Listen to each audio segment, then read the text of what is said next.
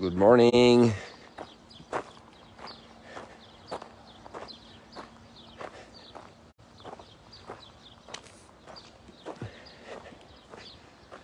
Yes, finally we have a sky without that much cloud that blocks the sun at sunrise. And the sun beat me. And yesterday I have to apologize to half of humanity almost.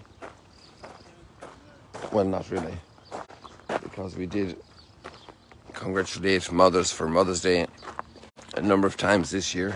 Thanks be to God, there are quite a number of opportunities, good morning, to do that. But yesterday was a lot of people were celebrating Mother's Day and I completely forgot and neglected to do it.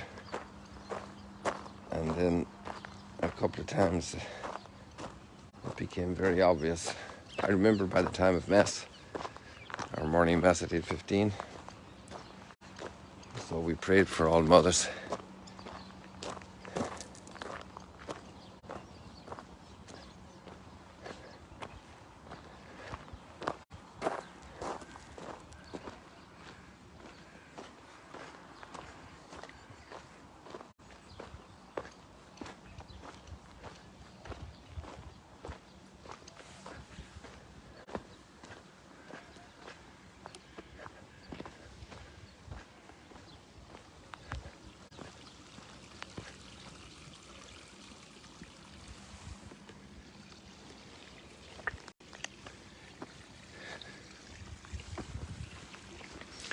Each person's devotion,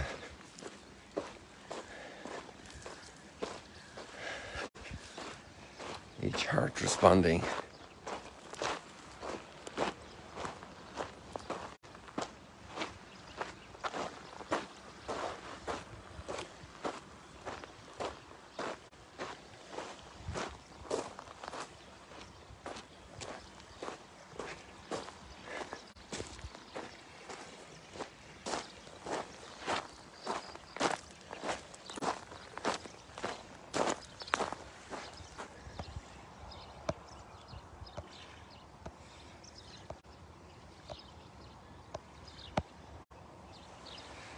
I'm very excited about the readings these days, starting last Saturday and today, and tomorrow it's even going to get more dramatic. It's the beginning of the arrival of the good news to Europe.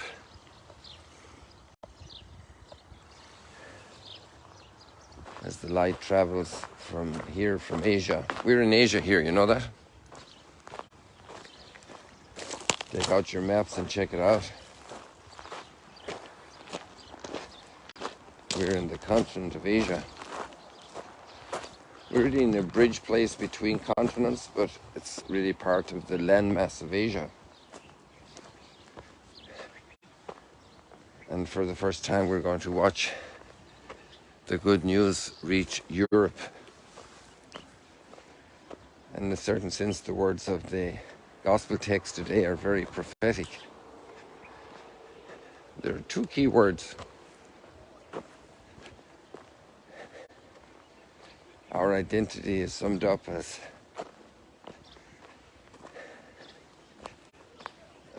well, it's not summed up, but it's two major lines of our identity. Is we are witnesses.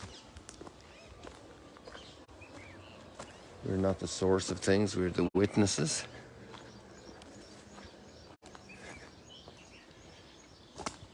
And that's a great part of our identity. And that witness will not be very welcome many times. It will be resisted.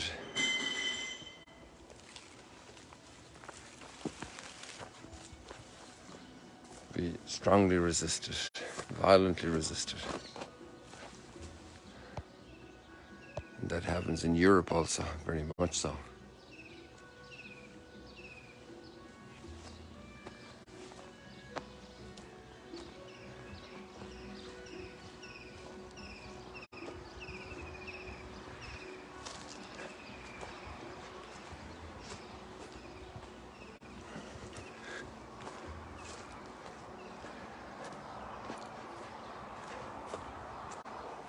So we shouldn't be surprised today that there's also very strong opposition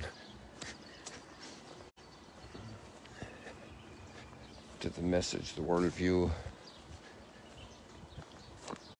the news that comes from the hearts of Christians to the world.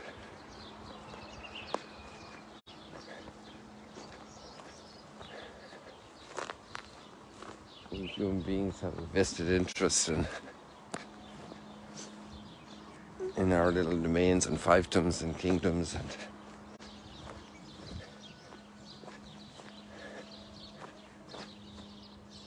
and we hold on with ferocity.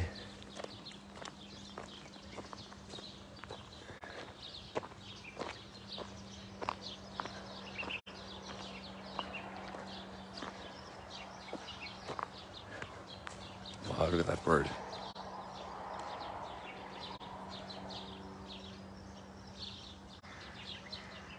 Another one just came in before me there. You see it in the middle of the screen. So elegant.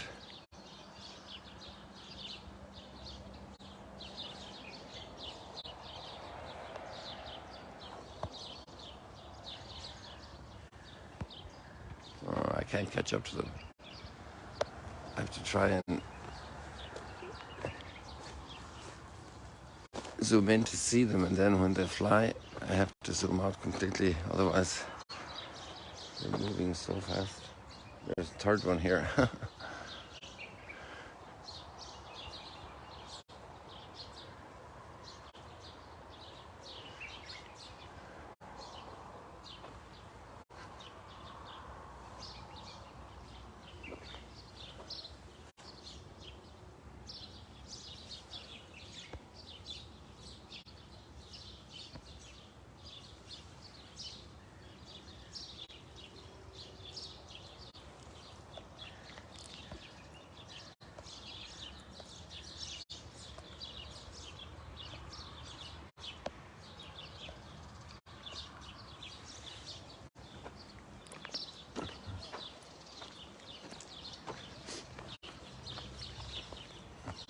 Oh, there's somebody, little bird got breakfast.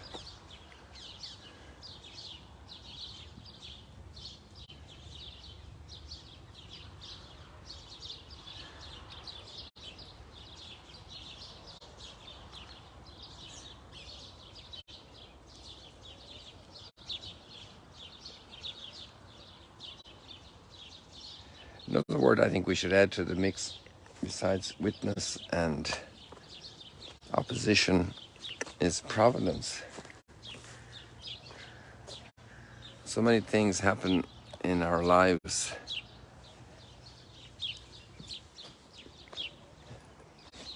let me use the word missionary. I'm sent out to the world. An apostle and a missionary is the same word. Apostle is the Greek version, missionary is the Latin translation of apostle. One who is sent out, an emissary, go out to the whole world and bring the good news. And the third word is providence, because so much seems orchestrated by, in a way that it just fits together. It just happens together in a marvelous way. And here we see the encounter of Paul with Lydia, and how all the steps roll so well together. And then even the persecutions fit under the term providence. And that I can be an agent of providence, collaborating with providence.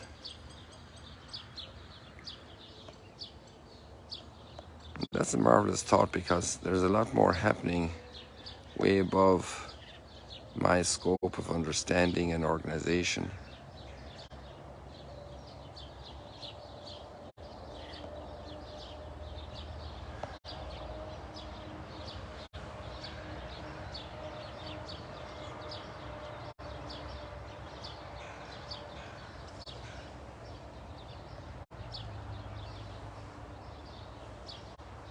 That's that same graceful bird, just with their neck pulled back.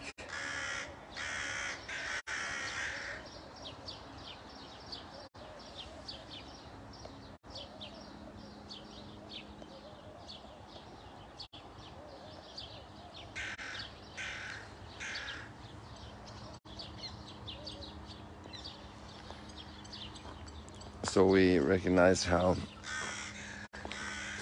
Paul was hindered from going further. And he said they were hindered by the Holy Spirit. Normally the Holy Spirit is sending us out, you know. But they read it like that. Their experience.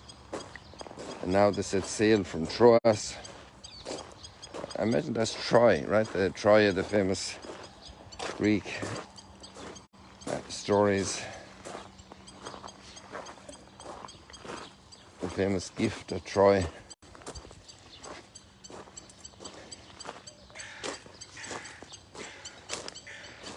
That giant horse that was donated.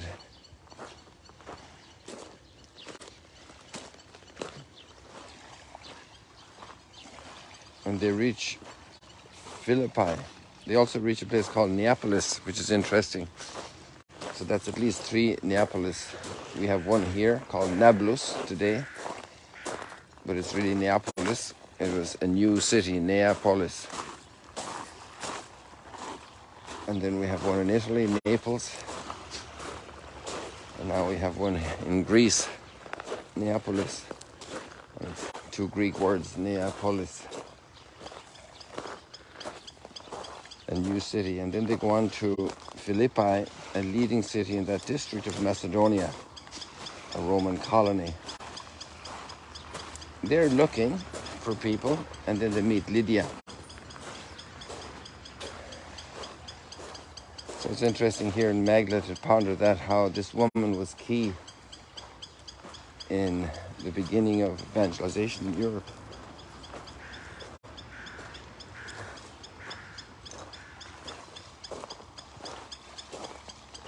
And her whole household became believers. How the Lord stirred that woman's heart. And Europe opened up for the gospel.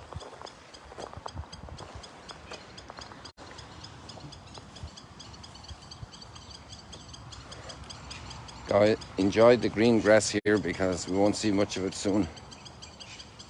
As the sun beats down, it's going to disappear and go brown very quickly.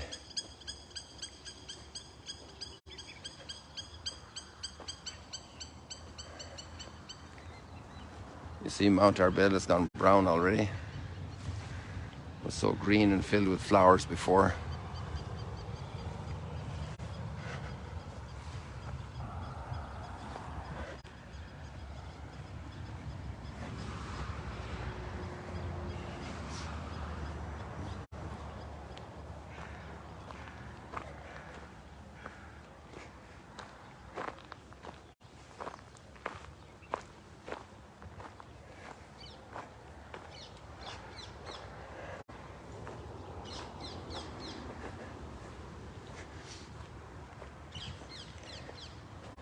That day that Lydia went down to the river, she had no idea what was coming her way. And she had no idea, opening her heart for this message, what it would mean for Europe and for the world, therefore.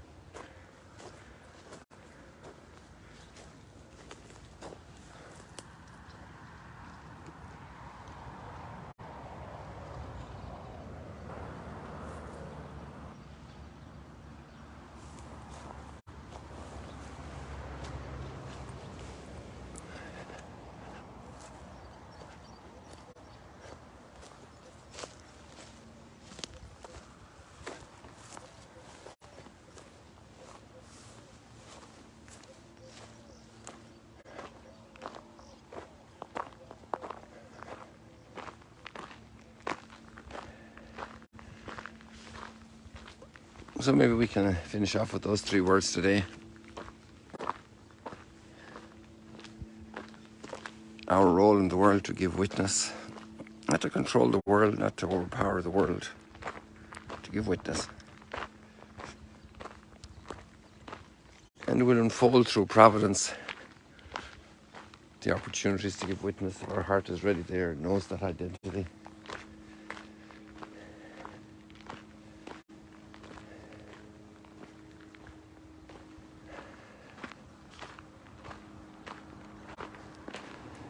And it will meet opposition, and sometimes very aggressive opposition. And that's part of the course. There we have another one.